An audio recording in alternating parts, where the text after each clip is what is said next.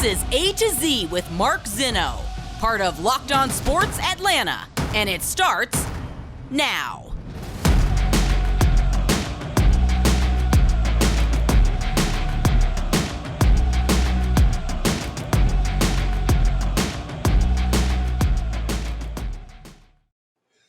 Good afternoon. Welcome to A to Z here on Locked On Sports Atlanta, where today I tell you that's more like it. Welcome in. We are live here on this Wednesday. Thank you so much for joining me, making me part of your sports listening experience here in Atlanta on Locked On Sports Atlanta. This is A to Z. Give us a follow on Twitter at Locked On ATL. Of course, I'm at Mark Zinno, MarkZinno. Getting into the Braves here in just a moment. Do want to get to some NFL rumors that I think pertain to the Falcons in ways that fans don't understand. We'll get to that coming up here, but we do want to start with the Braves, and reminder this segment of the show brought to you by our good friends at BetOnline.net. But the Braves last night get a win in their huge series with the New York Mets, return the favor after a 4-1 loss in Game 1.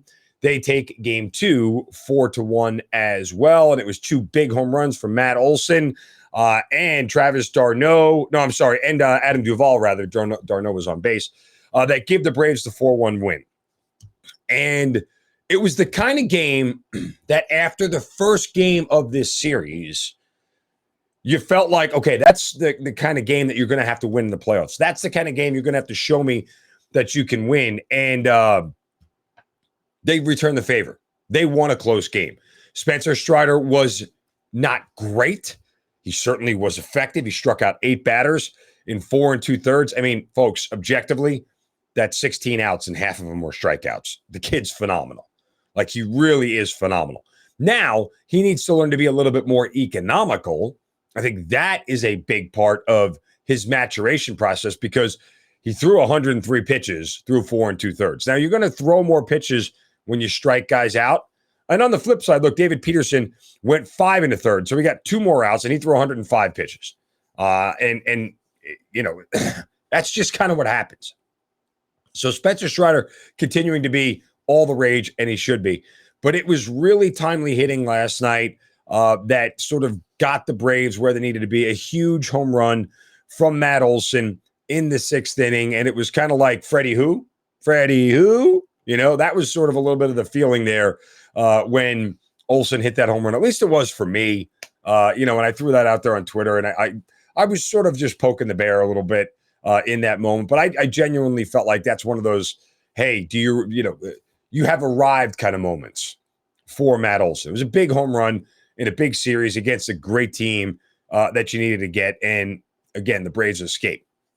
One of the biggest things that stood out to me about last night was the bullpen, obviously, and how they performed.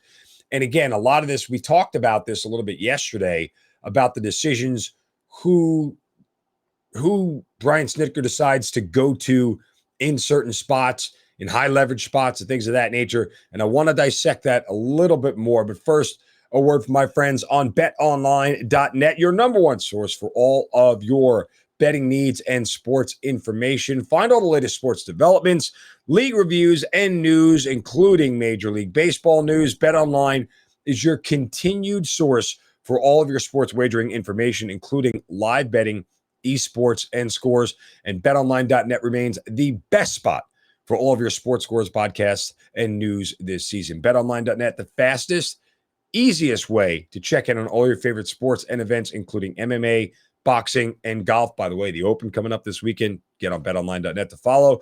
Head to the website today or use your mobile device to learn more about the trends and action. BetOnline, where the game starts. And oh, by the way, we did cash another first inning under bet last night with the Atlanta Braves and New York Mets, and we're probably going to run this 3 days in a row. And you know, I know I opened the show with good afternoon. Technically, it's good morning because the Braves do play a noon game today, so I wanted to get this done before they play their noon game to kind of talk about everything that happened last night. But regardless, we may run it back again. I got to go check on the numbers. Okay, back to the bullpen here for a second. Because in Game 1, if you go to Game 1 of this series, when the Mets won 4-1, it was a one-run game, and the Braves had finally broken through and made it 2-1 as they headed into the 8th inning. And what I thought at the time was very peculiar because it was Brian Snitker going to Darren O'Day. And Darren O'Day, and I've said this before, I loved him as a player. I covered him in Baltimore. The guy's a lot of fun. He's a really genuine guy, and there's a lot to like about him. But at this point, that's not the guy I want in a medium to high leverage spot like there was in game one of this series. And if you've been listening to me as I was on Dukes and Bell, and I'm on Dukes and Bell on 92.9 The Game this whole week, that was one of the things I talked about yesterday during the show, is that I was really, really scratching my head at the decision to go to Darren O'Day. And then, of course, he goes to Jackson Stevens in the ninth, and he gives up a home run as well and makes the game what felt like it was fairly unreachable at that point.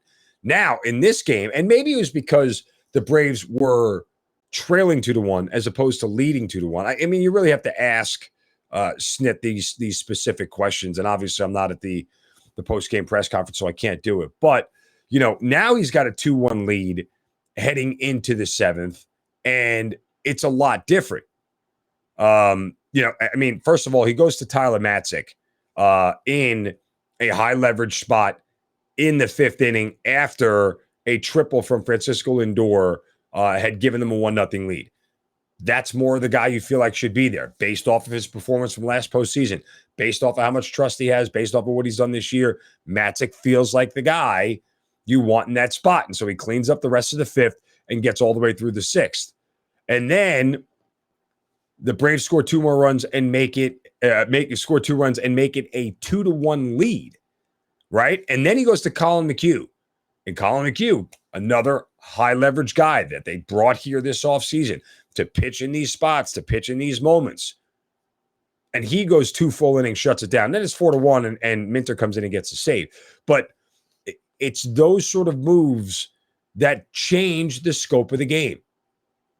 If they had to go to somebody other than Matzik and McHugh out of the jump and had to go to somebody else in that bullpen right now, do you get the same results? Hard to know one way or another, but it's just those kind of decisions as a manager that ultimately will decide, you know, how effective your team is in the most critical spots.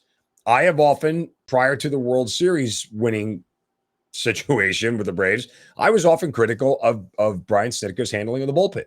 And I always thought that was fair. And I know a lot of people thought it was fair and questioned the way he managed bullpen. It's the one thing you question about every manager. How do they handle the bullpen? Well, some people, you know, like to resort to the fact, well, the guy didn't get the job done. It's on the guy. It's not on the manager. Yeah, but there are guys you're putting in certain spots and guys you don't put in other spots. So there's that. Let's see how game 3 of this series unfolds today. Hoping for another good game. Probably another sellout at Truist Park again. All right, coming up, a bit of NFL rumors that are out there that may come true later today, but it could affect the Falcons. We'll tell you how. Coming up next right here on A to Z on Locked On Sports Atlanta, free on YouTube, and wherever you get your podcast, search Locked On Sports Atlanta. Be right back.